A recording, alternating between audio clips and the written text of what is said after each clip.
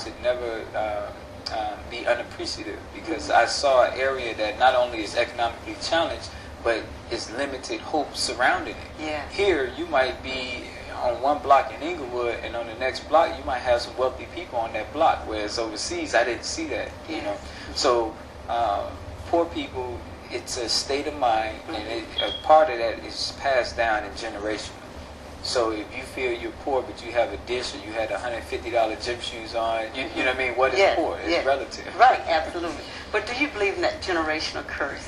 But definitely, I believe in it, but I believe it's just as easily broken. Yeah, With absolutely. consciousness. So But how can we break that? It seems like it is so difficult to break, because it's a mindset. And that goes back to the way we organize.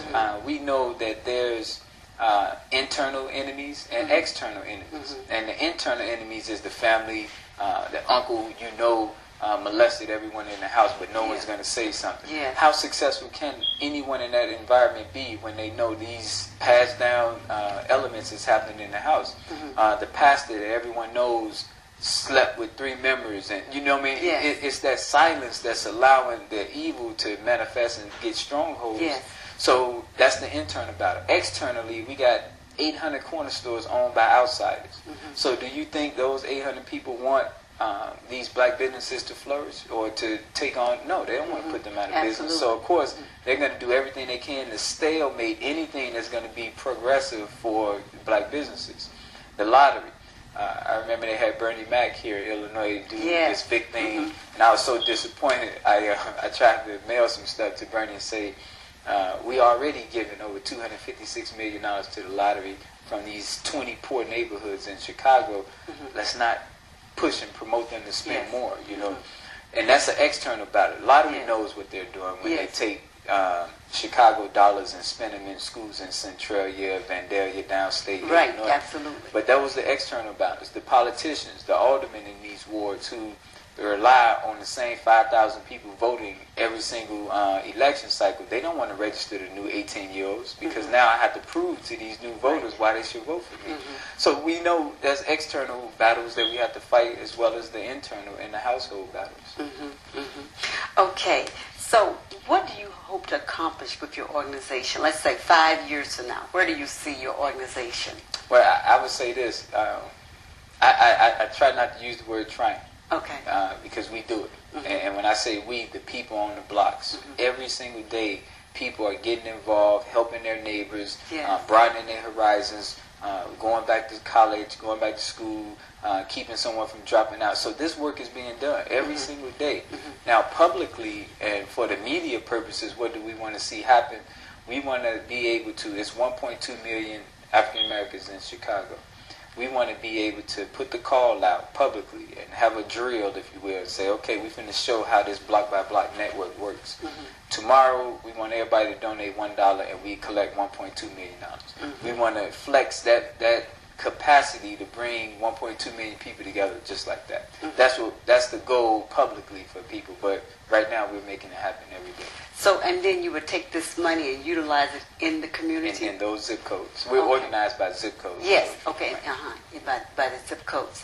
Now let's talk about the HIV. I'm really interested. What are you doing in that area? Believe it or not, every Thursday is Health Day for the Block by Block Network. So every Thursday, residents and families are discussing and going out doing something health related, and whether it's the obesity and them going out jogging, encouraging someone to go get an HIV test, bringing in different health agencies to test locally in the blocks and in the villages.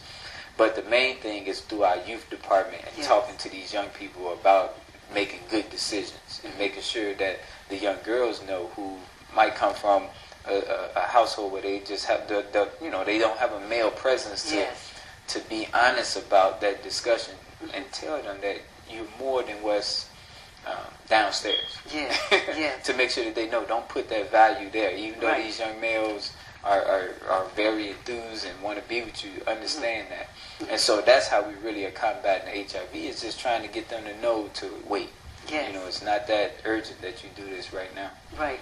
Well, Sam, what you're doing, I think is wonderful. Now you're educating the young men And what about our older, mature black men? Yeah. I mean, because AIDS is high in the older brackets. Yes.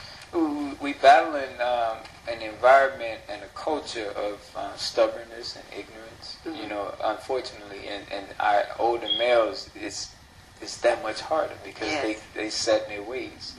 The best way I think that you battle that is through examples and showing them. Yes.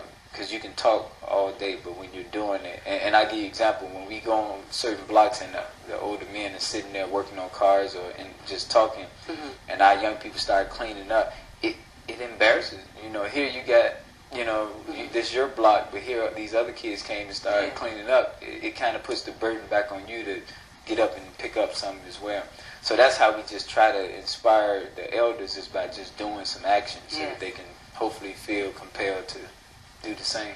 And you would think that it would be just the opposite, that, you know, that the older men would be inspiring you young guys. But unfortunately, that is not the case. And not just in Chicago. We travel every month to different cities.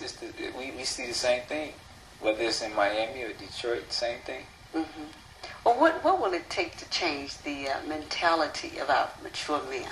Well, to change the homicide, all the challenges that we know is persistent in our neighborhood, it's all about getting organized. Yeah. I can't stress that enough. And I always get the analogy, on the block, you have Michael Jordan's sitting on the sideline instead of playing in the game. Here you got the best player in basketball, but he's sitting on the sideline. We have to go block by block and identify the Michael Jordans, whether you into technology, business, science, what are you good at? Yes. And let's link you with other people that's good at that, who have a passion, and then you go and take care of that agenda. So if you got on 3 blocks boys that love carpentry, let's form that carpentry club so now they can go out and fix senior citizen buildings in their own neighborhood or their porches. If you got nurses, kids who want to become nurses, let's form that nurse committee so that they can go out and care and help battle the HIV problem, the obesity problem. So what I'm saying, the way we're going to fix all our problems is by taking that inventory block by block and pooling them people together and then have them handle that mission. Well, I like the fact you are a military person, a former military person, and you're very structured. Very you have structured. But no, in order to be successful, you have to have structure and discipline, and so many of our people like that. Yes. And they joke about me being so structured in the organization, but yes, that's really. But no, that is the key to being successful. Yes. If you don't have a plan, then you plan to fail. Yep. Well, let's talk about the senior citizens. What do you do? Well, believe it or not, the senior department get free services from our young people. Back 2 months ago on 69th and Low, we had about 20 hours worth of young people going and painting a chain link fence for an elder for free. That's wonderful. And they earned their community service time. The elder got their fence painted, and the people on the block saw it, and they wanted to follow suit. Yes. And every month, every Friday is senior day, but once a month we go and do something publicly so that we can have the flyers and whatnot to show the other seniors that this is what we do, and the young people have to do the work. Yes. So that they earn their service learning time to graduate, and the elders feel good about the young people caring for them. Yes, and then you're fostering a positive image among the two groups. Yeah, between them generations. Yes. And the elders who have experienced this have said that. Yeah, that is wonderful. So what are your parents? What does your mom think about this?